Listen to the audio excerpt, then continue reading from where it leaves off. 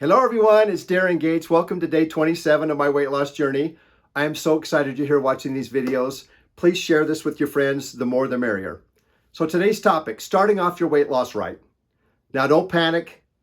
I messed up with this and maybe you have too, but we're gonna get things corrected. Let me start off by telling you a little story.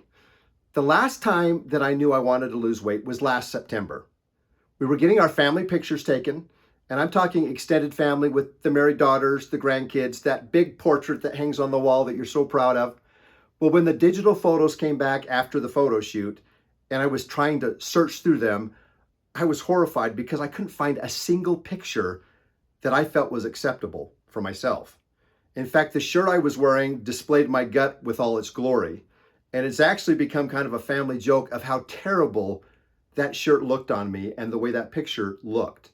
It's hanging in my living room as we speak. So I'm anxious to take another one as soon as the next grandchild comes along.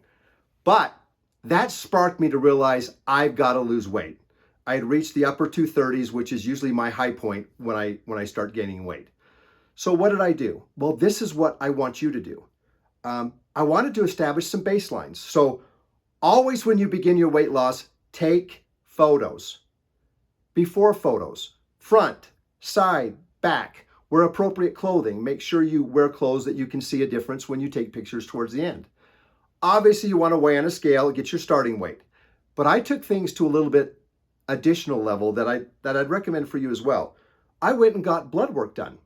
I wanted to find out my cholesterol levels, where they stood, which they were high, and my goal is to get those in a more manageable level. I also got my body fat percentage checked out, and I climbed into this small device called a bod pod. If you're claustrophobic, I don't recommend it, but it measures your body fat percentage in a scientific way, but you can use calipers or whatever devices you want.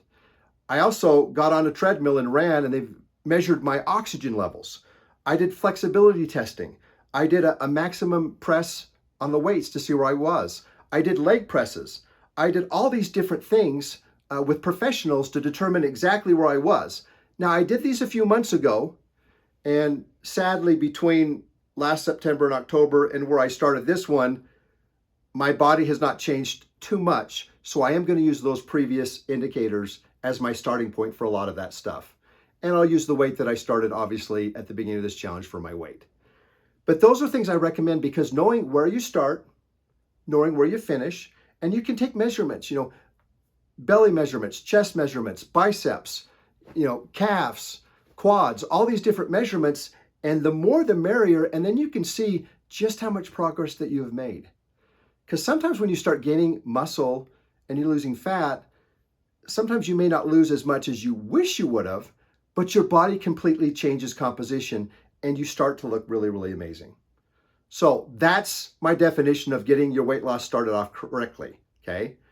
Get a lot of these tests done, document all these things, and so as you begin the journey, you have a starting point and we can see at the end where we finish. I can promise you if you do that, it's going to make your weight journey even better.